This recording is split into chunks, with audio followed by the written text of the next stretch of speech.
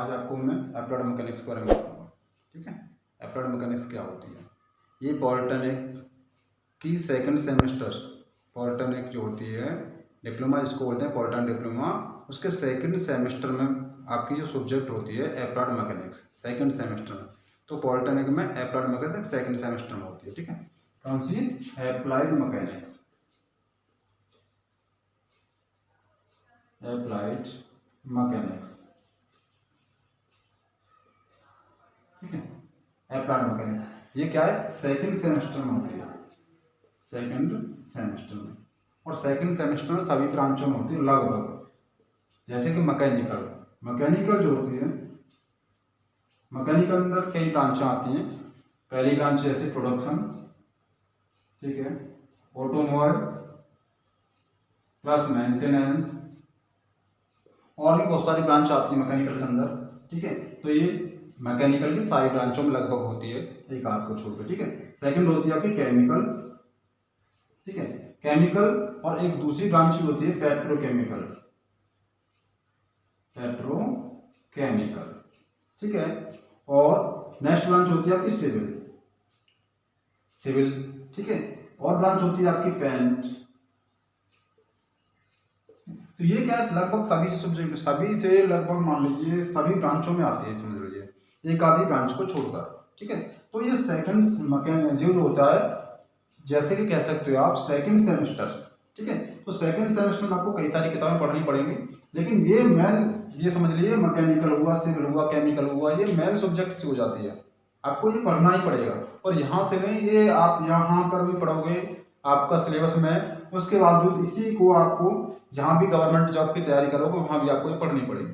ठीक है, तो लगभग इसमें से आता ही आता समय से। और मैं आपको इंग्लिश और हिंदी दोनों मीडियम में पढ़ाऊंगा, हिंदी मीडियम में भी और इंग्लिश मीडियम में भी। ठीक है, हिंदी में अक्सर करके ज़्यादा बच्चे छात्र जो होते हैं जितने बार, वो हिंदी में पाए जाते हैं, लेकिन उनसे कहूँगा कि वो थोड़ा बहुत इंग्लिश सीखने की कोशिश करें। ठीक है, तो मैं आपको हिंदी और इंग्लिश दोनों पढ़ाऊंगा, दोनों मीडियम रहेंगे मेरे, हिंदी मीडियम भी रहेगा और आपका इंग्लिश मीडियम भी रहेगा। ठीक है, किसी को कोई प्रॉब्लम नहीं होगी जहाँ तक तो मैं जानता हूँ, कि मैं दोनों के बारे में बता के चलूँगा, इंग्लिश में और हिंदी में। जहाँ जितने टॉपिक होंगे वो सारे टॉपिक में जो लिखूंगा वो इंग्लिश में लिखूंगा। ठीक है, जो भी टॉपिक होंगे इंग्लिश में लिख के चलूंगा और हिंदी में बता के चलूंगा। ठीक है, इंग्लिश में लिखने के साथ हिंदी में जब बताऊंगा तो आप लोगों को समझ में आ जाएगा। ठीक है, और अगर किसी को फिर भी कोई प्रॉब्लम आती है तो मुझे कमेंट करके आप बता देना। ठीक है, कि ये प्रॉब्लम आ रही है हमको इंग्लिश में समझने में या हिंदी में समझने में, जिस भी चीज़ में समझने में प्रॉब्लम आ रही हो तो वो मुझे कमेंट करके बता देना। ठीक है, चलो, तो सबसे पहला टॉपिक क्या, हम टॉपिक लेके चलेंगे मैकेनिक्स के बारे में। ठीक है, इसमें यहाँ तक कोई प्रॉब्लम हो तो आप मुझे बता दो। ठीक है, और मैं दोनों के बारे में लेके चलूंगा। आप लोग जितने बार छात्र हैं, वैसे मैं कोशिश करूंगा इंग्लिश में सभी लोग करने की कोशिश करेंगे, जो भी आगे बीटेक करोगे तो बीटेक करने के लिए हमें सभी क्या है, इंग्लिश में ही पढ़ना पड़ता है। बीटेक में सभी जितनी बार सब्जेक्ट आप पढ़ोगे इंग्लिश में ही पढ़ोगे, सारे सब्जेक्ट इंग्लिश में पढ़े जाते हैं बीटेक के लिए। तो आप कोशिश करना इंग्लिश के बारे में सीखने, कोई दिक्कत नहीं है। लेकिन अभी आपको अगर इंग्लिश नहीं आ रही है तो आप हिंदी में पढ़ के चलें, कोई प्रॉब्लम वाली बात नहीं है, क्योंकि फर्स्ट ईयर है, फर्स्ट ईयर में आप हिंदी में पढ़ेंगे तो कोई प्रॉब्लम नहीं होगी आपको। ठीक है, तो हिंदी में पढ़ें, कोई दिक्कत नहीं, कोई समस्या नहीं है। ठीक है, अब मैं अप्लाइड मैकेनिक्स में, सबसे पहले अप्लाइड मैकेनिक्स में पहला टॉपिक होता है मैकेनिक्स। मैकेनिक्स, मैकेनिक्स क्या होता है? ठीक है, मैकेनिक्स क्या होती है हमारी। ठीक है, तो मैकेनिक्स क्या होती है, ये विज्ञान की एक शाखा होती है। जो विज्ञान होती है उसी विज्ञान की हमारी क्या है, मैकेनिक्स एक शाखा होती है, जो क्या काम करती है, जो कि क्या होता है कि इसमें, इस मैकेनिक्स में आपकी बात कर रहा हूं, मैकेनिक्स में बलों के व्यवहार, बलों के व्यवहार, ठीक है, व्यवहार कौमा बलों के बारे में बात कर रहे हैं अभी, ध्यान रखना इस चीज में, बलों के व्यवहार, ये चीज ध्यान रखना। हम जिस टॉपिक के बारे में बात करेंगे, जिस समय जिसके बारे में बात करेंगे, उस चीज को बस ध्यान से पढ़ना। आपको एक बार आपको ध्यान से समझ लोगे ना तो आपको रटने की कोई जरूरत नहीं पड़ेगी, सिर्फ समझने से ही आप लिख सकते हो सारी प्रॉब्लम को। ठीक है, जो भी प्रॉब्लम आया आप समझने से ही आप सारे पॉइंटों को क्लियर कर सकते हो, लेकिन समझना बहुत आवश्यक है। ठीक है, रटना नहीं है, कोई भी काम करना नहीं है, आपको रटने की आवश्यकता नहीं पड़ेगी, सिर्फ समझ लेना है और समझने से क्या हो जाएगा, क्लियर हो जाएगा। ठीक है, तो बलों के व्यवहार, सबसे पहले बलों का व्यवहार देखना, व्यवहार क्या है उसकी, फिर उसका बलों के ही कौमा प्रकृति, प्रकृति। ठीक है, कि बलों का व्यवहार क्या है और बलों की प्रकृति क्या है। ठीक है, और और किसी पिंड पर या बॉडी पर उसका क्या प्रभाव पड़ रहा है, ठीक है, और किसी बॉडी या पिंड पर उसका प्रभाव, ठीक है, कि बॉडी है, जो बल लग रहे हैं, उस बल के कारण जो बल लग रहे हैं उसका सबसे पहले व्यवहार देखना है, व्यवहार क्या है, उसकी प्रकृति क्या है, उसके बाद में क्या करना है कि यदि किसी पिंड पर उस बल को हम लगा दें तो उस पिंड पर उस बल का क्या प्रभाव पड़ेगा, ठीक है। इसी के अध्ययन को क्या कहते हैं, मैकेनिक्स कहते हैं। क्या कहते हैं, मैकेनिक्स कहते हैं। हिंदी में इसको हम यांत्रिकी कहते हैं, यांत्रिकी, ठीक है। हिंदी में क्या बोलते हैं हम इसको, यांत्रिकी कहते हैं, इंग्लिश में हम इसको मैकेनिक्स बोलते हैं, ठीक है।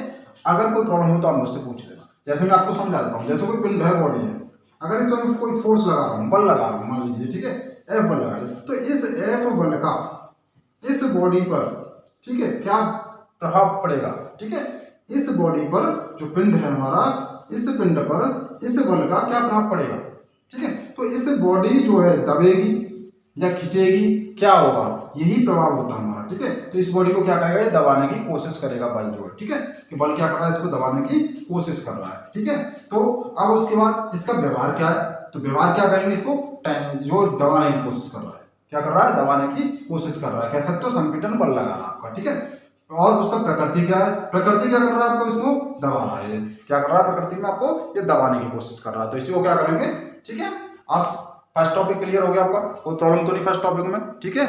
कोई क्लियर हो तो आप मुझसे, कोई प्रॉब्लम हो तो आप मुझसे पूछ लीजिए, और क्लियर हो तो कोई दिक्कत नहीं है, ठीक है।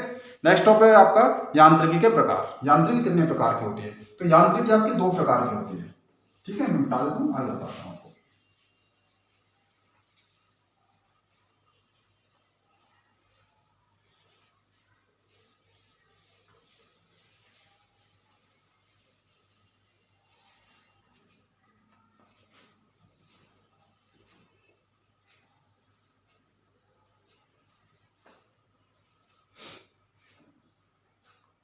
ठीक है, यांत्रिकी आपकी 2 प्रकार की होती है।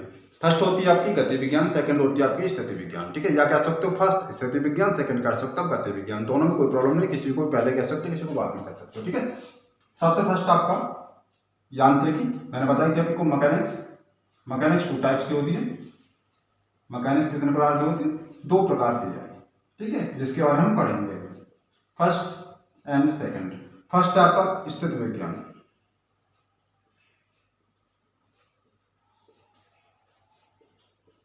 ठीक है।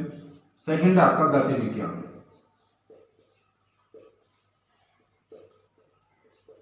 जिनके बारे में आज हम पढ़ेंगे। आज हम आपको बताएंगे कि स्थिति विज्ञान क्या होती है, गति विज्ञान क्या होती है। स्थिति विज्ञान को हम बोलते हैं स्टैटिक्स, स्टैटिक्स, ठीक है। गति विज्ञान को बोलते हैं डायनामिक्स, ठीक है।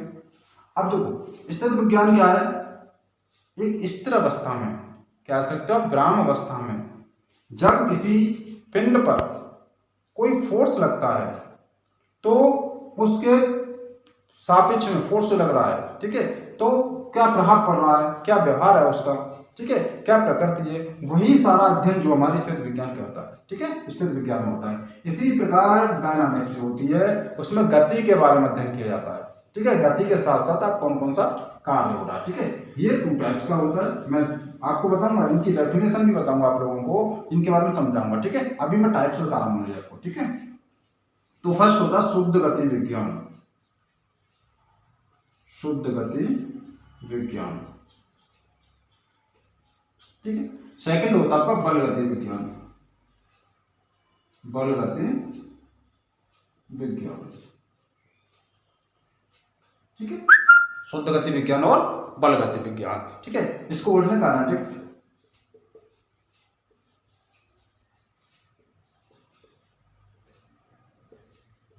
ठीक है, उसको बोलते हैं काइनेटिक्स, ठीक है। काइनेमेटिक्स और काइनेटिक्स, कोई प्रॉब्लम तो नहीं है, कोई प्रॉब्लम तो मुझसे पूछ लेना, ठीक है, कमेंट करके,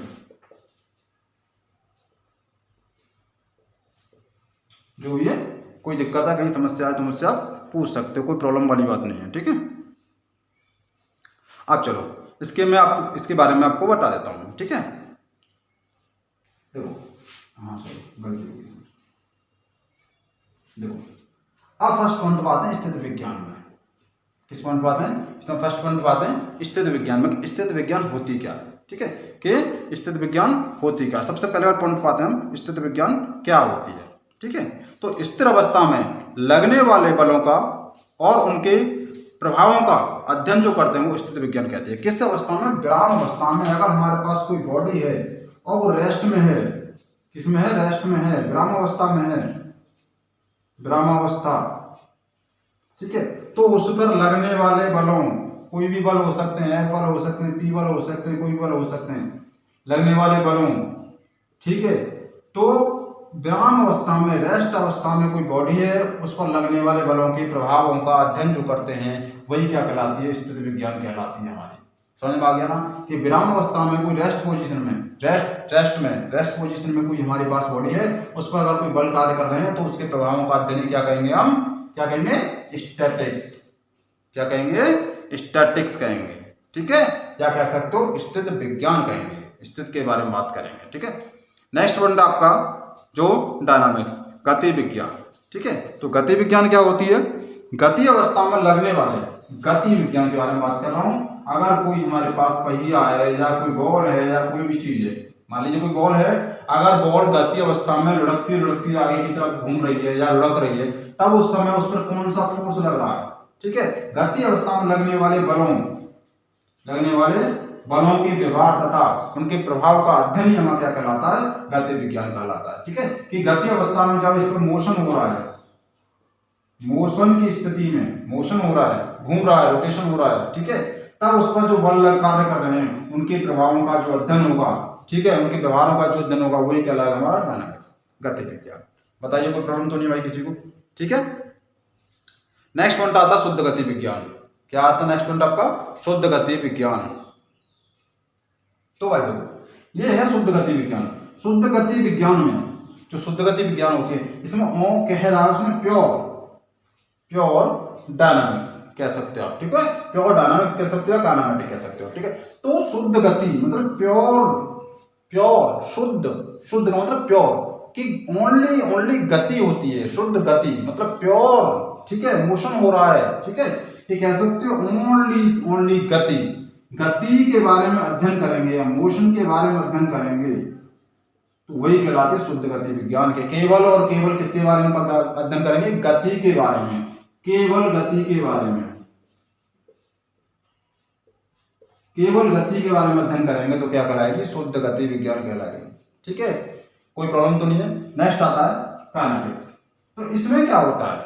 इसमें गति के साथ साथ जो है, ठीक है, बलों और द्रव्यमान का भी अध्ययन होता है। इसमें क्या होता है आपका कि गति तो हो रही है, ठीक है, मोशन तो हो रहा है, तो गति के साथ साथ गति तो हो रही है, उसके साथ साथ बलों तथा द्रव्यमानों का भी हम अध्ययन करते हैं। क्या करते हैं? गति तो हो रही है, गति के साथ साथ हम क्या करेंगे? उस पर बल जो लग रहे हैं उनको भी अध्ययन करेंगे, और कोई द्रव्यमान है उसके अंदर, जैसे कोई बॉडी है, पार्ट्स है, मूविंग पार्ट्स है, कह सकते हो पहिया है, कुछ भी है, तो इसके अंदर कुछ ना कुछ तो मास होगा, द्रव्यमान होगा, इस पर कोई ना कोई तो फोर्स लगेगा। विदाउट फोर्स के ये मूव नहीं कर सकता है, गति नहीं कर सकता है, तो मोशन भी होगा। इन सभी चीजों का हम अध्ययन करेंगे, बल भी होगा, तो इन्हीं चीजों को क्या कहेंगे? बल गति विज्ञान कहते हैं। कि यहाँ पर देखो लिखा हुआ बल, क्या लग रहा है? बल गति विज्ञान, ठीक है। तो फोर्स डायनामिक्स भी कह सकते हैं कि हमारे पास बल जो लग रहा है, बल के साथ साथ गति होगी, हमारे पास बल के साथ साथ गति होगी। क्लियर है ना? कोई प्रॉब्लम तो नहीं है। अब नेक्स्ट टॉपिक आएगा आपका। यहाँ तक कोई प्रॉब्लम तो मुझे पूछ लेना। अगर इसका आप लोगों को नोट्स चाहिए मेरे, ठीक है, नोट्स मेरे हैंड्स मतलब हाथ से लिखे हुए नोट्स हैं, और प्योर हिंदी में लिख रखे हैं मैंने आपको, प्योर हिंदी जो बोलते हैं। अगर इंग्लिश के चाहिए तो इंग्लिश के भी मेरे पास नोट्स हैं, और हिंदी के चाहिए तो हिंदी के भी। अगर समझ में आ रहा तो बहुत अच्छा, नहीं समझ में आया तो मेरे को कमेंट करके बता देना, मैं आपको दोबारा से बता दूंगा। ये मेरी पहली क्लास है, अप्लाइड मैकेनिक्स जो सब्जेक्ट है उसकी मैं पहली क्लास ले रहा हूँ, आज फर्स्ट क्लास है। आप लोग मेरे चैनल को सब्सक्राइब कर लें, ठीक है, और बेल की घंटी दबा दें, क्योंकि मैं रोजाना पर डे, एक आध दिन की मैं नहीं कह सकता हूँ, कोई इसी कारणवश मैं वीडियो न डाल पाऊँ, नहीं तो मैं पर डे आप लोगों के लिए एक वीडियो रोजाना अपलोड करूंगा। ठीक है, रिकॉर्ड करूंगा, रिकॉर्ड करने के बाद अपलोड करूंगा, प्रत्येक दिन एक वीडियो, और हर नया टॉपिक, प्रत्येक दिन नया टॉपिक पढ़ाऊंगा। अगर आप लोगों को कोई प्रॉब्लम आती है तो आप कमेंट करके बताएं मेरे को, कमेंट के बाद पहले मैं वो प्रॉब्लम को सोल्यूशन करूंगा, उसके बाद नया टॉपिक पढ़ाऊंगा। ठीक है, हर वीडियो में मैं ऐसा ही करूंगा। ठीक है, तो ये मेरा पहला लेक्चर है, लेक्चर फर्स्ट है, आप कह सकते हो लेक्चर फर्स्ट। ये मैकेनिक्स का पहला लेक्चर है, मेरा पहला लेक्चर ले रहा हूं मैं, लेक्चर फर्स्ट है आपका, प्रथम लेक्चर ले रहा हूं। तो ये मैं बेसिक से ही स्टार्ट कर रहा हूं आपको। ठीक है, मैं बेसिक से ही समझा रहा हूं आप लोगों को, मैं इसमें कोई मैं एक्स्ट्रा कुछ नहीं करके चल रहा हूं, जो सिलेबस है सिलेबस के अकॉर्डिंग ही पढ़ाऊंगा आपको, और बेसिक से ही पढ़ा के चलूंगा। फिर भी आप लोगों को कोई प्रॉब्लम आती है तो आप मुझसे डिस्कस करें, डिस्कस करने का मतलब कमेंट करें, तभी कोई बात डिस्कस हो सकती है हम लोगों में। ठीक है, तो अगर यहाँ तक कोई प्रॉब्लम आए तो जरूर कमेंट करके बताना। ठीक है, नेक्स्ट टॉपिक आता है अप्लाइड मैकेनिक्स। ठीक है, अप्लाइड मैकेनिक्स।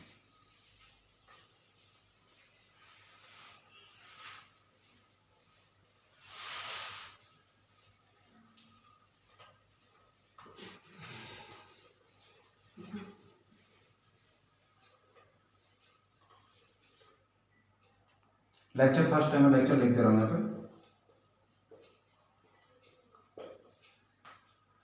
ठीक है, चलो छोड़ो, लेक्चर क्या लिखना है यार, फर्स्ट तो है ये, क्लास फर्स्ट ले कहीं कोई दिक्कत नहीं है, इसमें कोई प्रॉब्लम नहीं। ठीक है, बस आप लोग समझते रहना मेरे साथ में। अब नेक्स्ट टॉपिक है अप्लाइड मैकेनिक्स।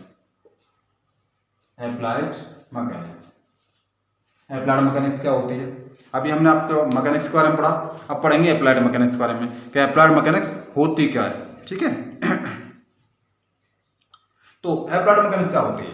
ठीक है, अप्लाइड मैकेनिक्स यांत्रिकी, जो हमने मैकेनिक्स पढ़ी थी, ये जो मैकेनिक्स जो पढ़ी थी, मैकेनिक्स, ठीक है, यांत्रिकी जो पढ़ी थी, तो वही यांत्रिकी जो होती है हमारे पास में, उसी के नियमों और सिद्धांतों का जो अध्ययन होगा, ठीक है, या संबंधित समस्याओं का जो अध्ययन होगा, उसी को हम अप्लाइड मैकेनिक्स कहेंगे। ठीक है, क्या कह सकते हैं? मैकेनिक्स के नियमों, ठीक है, इसको नियमों और सिद्धांतों,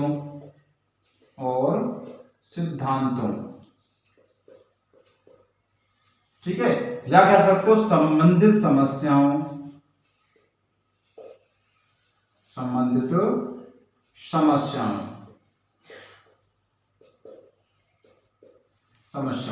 के अध्ययन को ही हम अप्लाइड मैकेनिक्स कहते हैं। क्या कहते हैं? अप्लाइड मैकेनिक्स के जो मैकेनिक्स के जो नियम हैं, नियमों और सिद्धांतों, कह सकते हो नियमों, ठीक है, प्रिंसिपल, ठीक है, और संबंधित समस्याओं।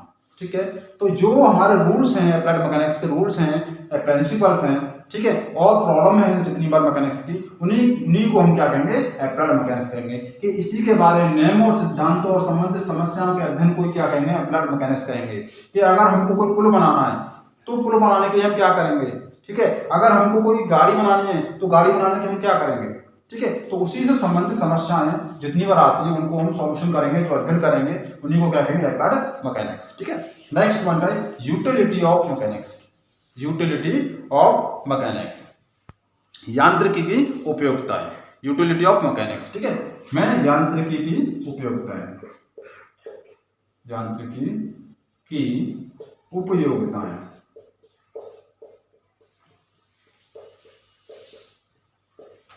इंग्लिश में बोलते हैं यूटिलिटी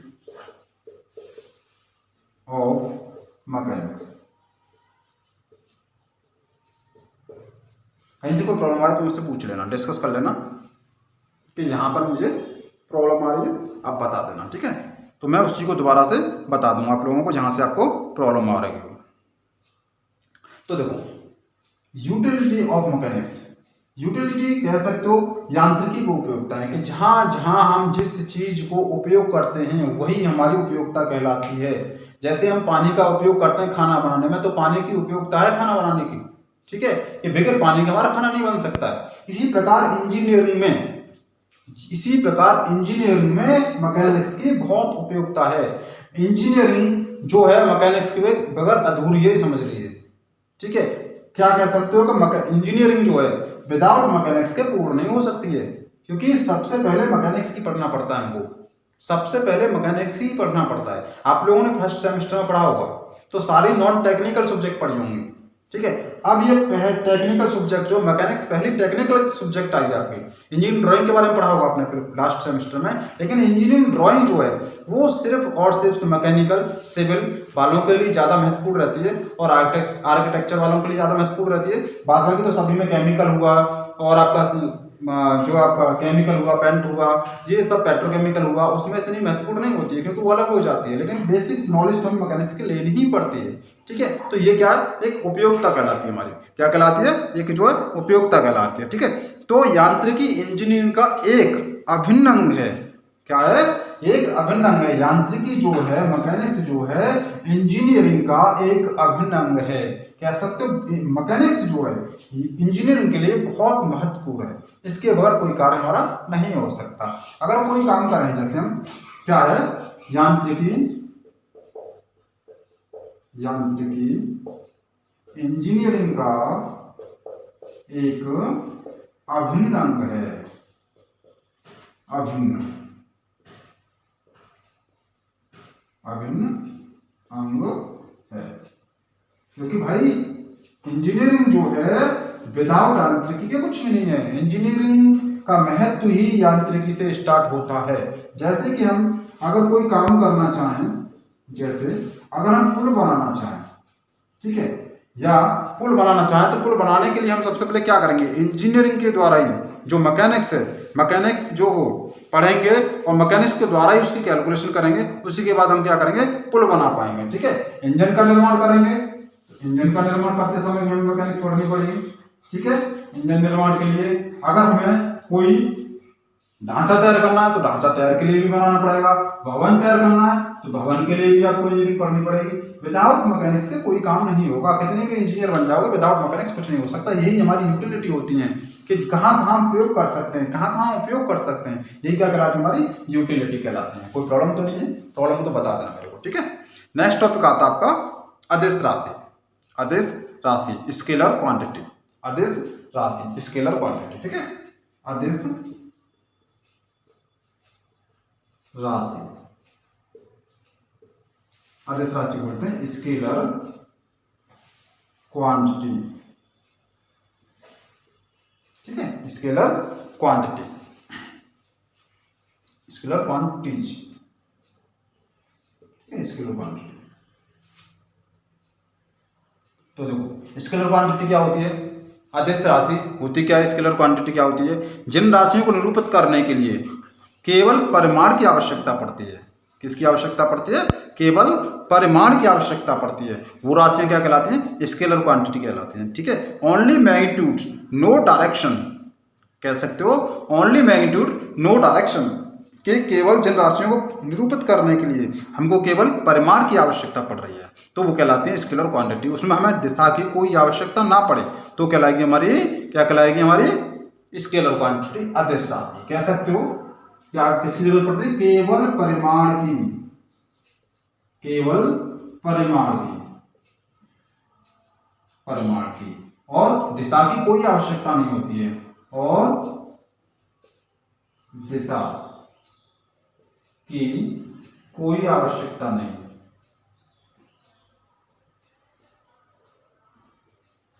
आवश्यकता, ठीक है, नहीं होती।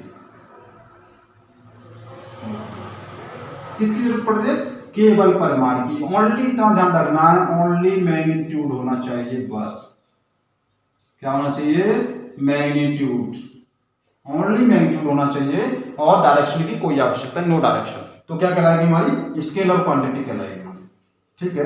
क्या कहलाएगी, स्केलर क्वांटिटी, ठीक है। दूसरी है हमारी वेक्टर क्वांटिटी, सदिश राशि, सदिश राशि, इसको बोलते हैं वेक्टर क्वांटिटी,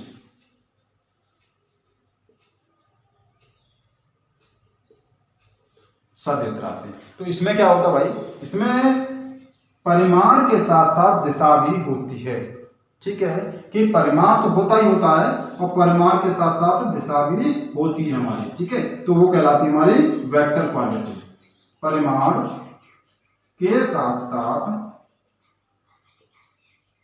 दिशा की भी आवश्यकता होती है। आवश्यकता होती है। देखो इसमें परिमाण के साथ साथ हमें किसकी आवश्यकता पड़ती है, दिशा की पड़ती है। इसमें ओनली मैग्नीट्यूड की आवश्यकता पड़ती है, केवल परिमाण की आवश्यकता पड़ती है। जैसे मैं कह दूं दूरी, तो दूरी आपकी जो होती है उसमें कोई दिशा होती है। दूरी का मतलब कोई भी दूरी हो सकती है, यहां से लेकर के यहां तक की दूरी होगी, तो ये तो ओनली दूरी होगी ना। जैसे तो डिस्टेंस होगी 2 मीटर हो सकता है, 3 मीटर हो सकते हैं, कितनी भी दूरी हो सकती है, इसमें कोई दिशा थोड़ी दे रखी है हमें। तो वो क्या कहलाएगी, दूरी जो होगा हमारा, जो क्या होगा, ओनली मैग्नीट्यूड होगा। मैग्नीट्यूड होगा तो क्या होगा, स्केलर क्वांटिटी होगी हमारी। स्केलर क्वांटिटी में दूरी जो है स्केलर क्वांटिटी हमारी, ठीक है, उसमें हमें दिशा की कहीं आवश्यकता नहीं पड़ रही। जैसे मैंने 2 मीटर की बोली, तो 2 मीटर में कहीं पर आपको दिशा की आवश्यकता पड़ रही है, नहीं पड़ रही है। कह दूं मैं आपको समय 10 सेकंड, मान लीजिए 10 सेकंड मैंने समय दे दिया आपको, तो 10 सेकंड में आपको कहां पता चल रही है हम दिशा है हमारे पास में, नहीं है ना दिशा, केवल मैग्नीट्यूड है, दिशा नहीं है, डायरेक्शन नहीं है। तो वो कहलाएगा हमारा स्केलर क्वांटिटी। क्या कहलाएगी हमारी स्केलर क्वांटिटी, जिसमें कोई डायरेक्शन ना हो, तो वो क्या कहलाती है हमारी स्केलर क्वांटिटी। ठीक है, जैसे ही लेंथ होती है, लंबाई होती है, कितनी भी लंबाई दे दो, 10 मीटर 5 मीटर जितना भी देना चाहो आप दे सकते हो, कोई प्रॉब्लम नहीं है। ठीक है, लेकिन जो वेक्टर क्वांटिटी होती है, सदिश राशि जो होती है, सदिश राशि, इसमें क्या होता है, परिमाण के साथ साथ हमारी दिशा भी होती है। जैसे कह सकते हो आप बल, क्या किसके बारे में कह सकते हो, बल के बारे में। बल है तो बल भैया, बल जब होता है उसके पास क्या होता है, मैग्नीट्यूड भी होता है और डायरेक्शन भी होती है। जैसे मान लीजिए 10 न्यूटन बल है हमारे पास में, तो 10 न्यूटन जो बल है इसकी डायरेक्शन भी होगी। ठीक है, जैसे बल लगाया हमने इस तरह से, ये बल है, क्या लिख दिया, 10 न्यूटन का बल लिख दिया। तो देखो ये तो दिखा रहा डायरेक्शन और ये दिखा रहा मैग्नीट्यूड। ये है हमारा मैग्नीट्यूड, क्या है, मैग्नीट्यूड। ठीक है, और ये क्या है, डायरेक्शन, दिशा है हमारे पास में, डायरेक्शन है। ठीक है, तो 10 न्यूटन का बल है, ये मैग्नीट्यूड हो गया। और ये तीर का जो निशान लग रहा है, ये डायरेक्शन, जो ये तीर का निशान क्या दिखा रहा है, हमारी दिशा दिखा रहा है, यही हमारी डायरेक्शन दिखा रहा है। समझ में आ रही नहीं आ रही है। ठीक है, यही क्या हमारी दिखा रहा है, डायरेक्शन दिखा रहा है। ठीक है, नेक्स्ट एक पॉइंट और है जो मैं आपको पढ़ा देता हूँ, इस पॉइंट को भी, या वीडियो लंबी हो रही है तो कल पढ़ा दूँ, आप लोग जैसे उसे समझो वैसा कर सकते हैं। ठीक है, तो इस पॉइंट को मैं कल ही पढ़ाऊंगा, वीडियो बहुत ज़्यादा लंबी होती जा रही है। ठीक है, तो अगर आपको कुछ समझ में आया हो तो बहुत अच्छा है, और मैं कोशिश करूंगा और अच्छे से समझाने के लिए। अगर आप लोगों को कोई प्रॉब्लम आए तो कमेंट करके मुझे जरूर बताना। ठीक है, और जितने मैं पॉइंट पढ़ा रहा हूँ ये सभी पॉइंट आप नोट करते जाना, जिस तरह से मैं पढ़ा रहा हूँ, क्योंकि मैं आपको बहुत अच्छे से समझाने की कोशिश कर रहा हूँ। ठीक है, कि हर पॉइंट को लेकर के चलना और हर पॉइंट को बहुत अच्छे से समझाने की कोशिश कर रहा हूँ, तो इसको नोट कर लेना। कहीं भी कोई दिक्कत आए तो आप मुझे बता देना। ठीक है, और मेरे इस चैनल को सब्सक्राइब कर लेना। ठीक है, और बेल की घंटी भी दबा देना, जिससे क्या होगा कि मैं जो नई नई वीडियो बनाकर डालता रहूँगा आपको, उससे आपको क्या है, बेल की घंटी दबाने से क्या है, आपको टन टन की आवाज़ आ जाएगी। कहने का मतलब नोटिफिकेशन जो होगा वो आपको सबसे पहले मिल जाएगा। ठीक है, तो इसलिए आप जो बेल की घंटी दबा देना। धन्यवाद, आज के लिए इतना ही।